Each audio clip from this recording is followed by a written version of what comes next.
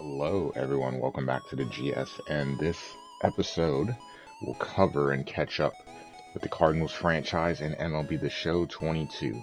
We have a long way to go to finish this before 23 drops, but we're going to make the effort both to do that on Twitch and to follow the rest of this franchise on YouTube until we get the release of 23.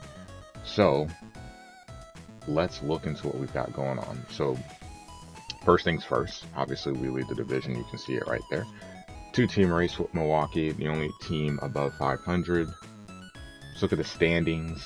See what's going on around the league. Just wins and losses. Let's kind of start there. So in the NL East, you have the Mets, Braves, Phillies, and Marlins all hovering around 3 games, all above 500. The Nats, 25 and 36. Pretty cool to see all of these teams in this close together as we approach. We're just past, I believe, the first third, or around the first third, a little past that. We're getting close to the point where everyone has about 100 games left. Not too bad. We'll see where things look halfway. As I said before, Cardinals lead the division. On a good run. Milwaukee's on a good run too right now. You can see we both won 7 of the last 10, but they're really hot. They've won their last 6. In the West, the Dodgers, shock, lead the division. The Padres, second place, 8.5 back. Really far back given the talent that they have, but it's still a long way to go, so we'll see health and schedule what role that plays. The Rockies in third, the Giants in fourth, and the D-backs in last, 19 and 42. Worst record in the National League? Yes, worse than the Pirates. Take some talent. The wild card hunt right now, you've got, remember, this was started before they updated with the new wild card spot. So this is the old school. I emphasize the old school playoff system. You see Milwaukee's got the top spot. That second wild card spot right now, a tie between the Mets and the Braves. Wait, that's right? Yeah, just want to make sure. And then you got the Phillies, Padres, Marlins all hanging around. Cubs are 5.5 back. So really, I mean, as long as you're within 8 games, you're not that far off. Rockies there. Gotta get the 500 first. And the American League, the Red Sox, famous would be proud. 39 and 21, leading the division. The Yankees, 6.5 back. Might be the first time I've ever seen the Yankees not be in first place since I've really been playing MLB to show in recent memory. I feel like the Yankees are always winning the AL East. Blue Jays right there, the Rays, which we're going to see shortly, at 500, 30 and 30. The Guardians, White Sox, both hovering there, just above 500. Royals slightly below, but since these teams are, basically the Tampa Bay Buccaneers of the AL Central, the Royals under 500, right there, 2.5 back. Twins 4.5 back. One of these two teams get hot, just jump right back in the picture. Tigers in last, sorry. Angels lead the division. This is cool. The Mariners, wild card spot right now. The Astros, a rare occasion where they are not in first place. I feel like the Angels have, on the game, have been treated pretty kindly. They're always in that picture. Everyone seems to be healthy. Stros in third. A's, and then Rangers, all that money spent, still get some last place, 20 and 41. The wild card spots, the Mariners, Yankees, Blue Jays, half a game back, White Sox, Rays, within 3, and then you got the Astros, Royals, and Twins bringing up that next tier. Tigers a little bit on the outside. Again, just trying to get to 500, so we'll see how things look when we reach the halfway point of the season. There's your standings. Take a look at the Cardinals so we can see specifically what's going on with these guys.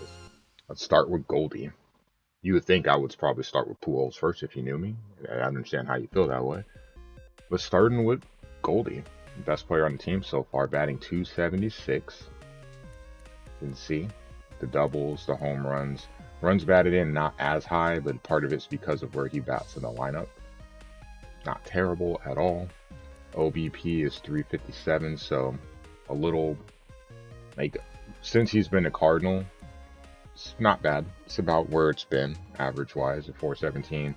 I don't want to say it's an outlier, but it's a short season, so you could understand. Tyler O'Neill, probably our MVP though.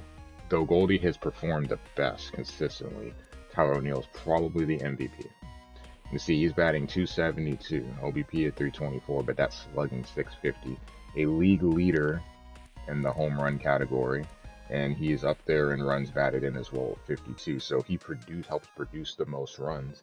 The problem is he strikes out quite a ton. Oh, yes. Very nice number there, 69 strikeouts. If we can cut down on that, it'd be great. Because when he puts the ball in play, hits the ball extremely hard. You can see his overall is trending up. Those power numbers are looking really strong right now. You can just cut down on the strikeouts. Ooh, Tyler O'Neill is beasting right now. Mr. Pujols, we are on the road to 700. I think we'd hit 700 within reason before he actually got it in real life. Remember, when he hits the 700th home run, that will trigger a $100 giveaway that stream. Meaning I probably should be a little more forthcoming of MLB franchise streams for that reason, so you can try to plan to be around for that. Be a pretty cool moment. I'll be very happy when it happens, and I'm curious to see what the commentary take on that will be. See, 269 batting average, OBP 338. That's not bad for Albert, especially given this. You can see he's starting to trail off. Still hits lefties really, really hard, just like he did in real life. But he has had some moments batting from the right-handed side of the plate too. So we'll take what we can get with Albert. At the end of the day, we're shooting for 700 and beyond. We'll see if we can get there. Also, take a look at Carp. Feels weird seeing him in the Yankee uni. It's gonna feel really weird seeing him in the Padre uni. By the way, I already have my jersey ordered and have received it.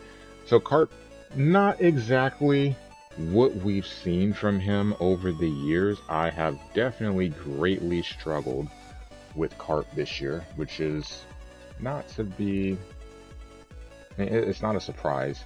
He had a really bad year last year, and you know, MLB The Show, they tend to go with a group of years for the sample size, so it's finally starting to pull that trend down. But hey, still, he's got 9 home runs.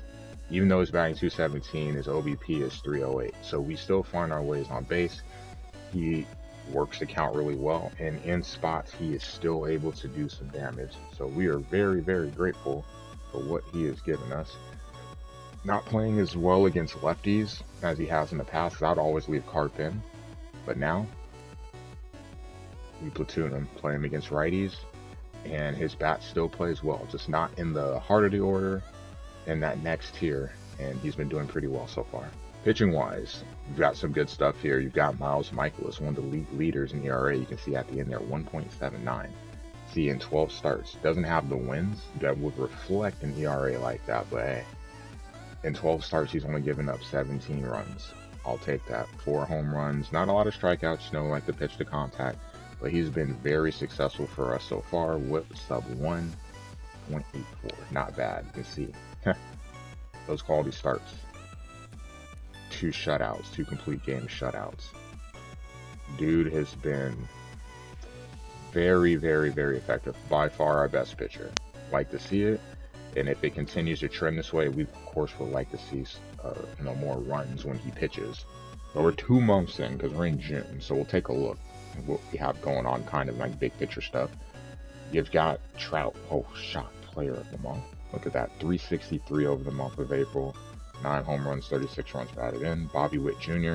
Remember, there's still those channel point commands to boost players. So clearly, David and Famous did a great job in boosting Witt. You see the results: 291, 3 home runs, 9 runs batted in. Whitlock, 0.87 ERA, 11 of 11 in save opportunities. Love to see it. In May for them, you got Jared Walsh, 9 home runs, 30 runs batted in. Toby Welk, 7 runs batted in, 355 batting average for the rookie of the month. And then Chris Rodriguez, 5-0, 2.86 ERA. Love to see it. Really, really solid. See if he keeps it up. Going to the National League, Luke Voigt, who's been quite an annoyance so far in this franchise. 360 in the month of April, 9 home runs, 30 runs batted in. I tell you what, if the Padres had that production from him, had he stayed, Oof. Very, very dangerous. Freddie Peralta, one of the reasons why the Brew Crew still continue to be right on our heels. 1.26 ERA, 5 wins and 6 starts, 35 strikeouts. Very, very good. May. DeGrom. 6 starts, 2.52 ERA. Hell, that feels high for him, given what we've seen, but still, 3-0. Acuna, healthy. 350, 311 home runs, 23 runs batted in. And then Seth Beer, at 250 average, driving in 14 runs in the month of May and adding 4 dingers as well. And looking at the awards, what you got right now, Acuna would be the favorite right now to win the MVP. But you see now, like I said, Luke Voigt hitting really, really well. Tyler O'Neill, a home run behind, clearly behind in the batting average. But hey, if he's going to be an MVP conversation, good things are coming for us. Cy Young, Peralta, and Burns, again, their pitching is why they are really tough to deal with. The three-headed monster, add in Woody, and you have the front three that makes it really difficult to score runs. If he's up there, remember you still have a really game Kershaw, you have Walker Buehler. This team is scary. Scary. You know he's going to get the run support, so if he's pitching like that, he's going to get a lot of wins. A batting title, Will Smith. Rookie bets. Teammates doing battle, Acuna sandwiched in the middle there. In terms of reliever of the year, Gallegos. ERA is a tad bit high, but he's got the save. So we'll see if we can get that ERA down some, and if we still get the save opportunity. Still put him in position to check boxes, or check that box there. Seth Beer, no surprise. Nelson Velasquez. Cubs fans will be happy with that. Hank Aaron Award. Acuna. Not bad. Not bad. Will Smith and Bryce. Gold Glove, just gonna kind of cruise through these. Hey, got Arenado at third. Shock. Tyler O'Neill in left. Don't know. And Carlson in right. Carlson's gonna get more time in center, so he's probably gonna fall off from that. Silver Slugger. Goldie is third. I imagine O'Neill will be leading in left. We got one of the outfield spots. So I like how they do it. You have the 3, and then the 2 behind them are Betts and Renfroe. And the American League, sorry, you have Trout. Shock. Jared Walsh is second. Probably the reason, he's the real reason why they are where they're at. Ohtani. Interesting one. Let's look at his stats. 2.77 ERA, 8 wins and 13 starts. Not bad at all. And batting, 232, 14 home runs, 46 runs batted in. Better, 13 starts, 61 games played as a hitter. Not bad. It works better than they've done in years past.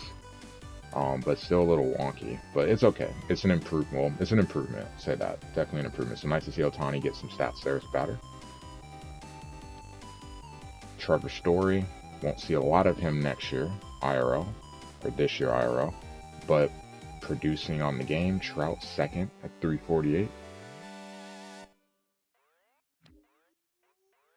Taylor Rogers. 18 saves. Fewer saves than Whitlock, but that ERA a full run less. Very, very effective. Whit, anytime I see him, I'm going to cringe because of what he's done to me. What he has done to me. Hank Aaron Award winners, and then we'll just kind of cruise through here for the Gold Gloves.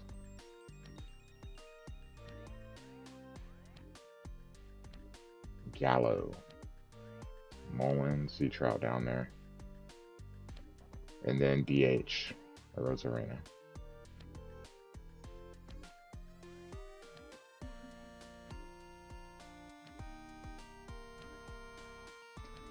Not a bad list of guys there, not gonna lie. Not a bad list of guys. Something I want to see real quick. We're gonna go back to DH. Doesn't have it for the National League, though. I have, we have the DH on, but there's no DH for the National League, so that I would assume will change for next year's game. And lastly, we'll take a look at the schedule. So we've got a 3-game series with the Rays coming up. That should be coming up within the next week. Then a 6-game homestand with the Reds and Pirates, hopefully a chance to feast on some wins. And then things get really interesting. The Red Sox on the road. I hate playing in this ballpark. It never goes well. We'll see what we can do. And then a big 4-game series with Milwaukee. This should be really telling. See if we can add some distance between them and how we fare against their pitching. And then to end the month, a homestand, Cubs and Marlins. So we'll try to get through June as soon as possible. We're going to have to kind of roll these games really fast. I imagine this game, 23, should be out within the next 2.5 months. So if that is the case, you're looking at about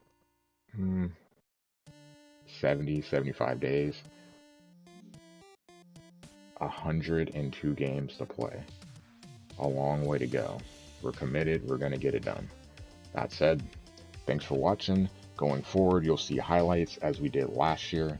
So highlights of what's going on, and this way you'll be able to keep track of how things are going in the card franchise. So thanks for watching. Your host, Sammy33. I'll catch you in the next video. Take care.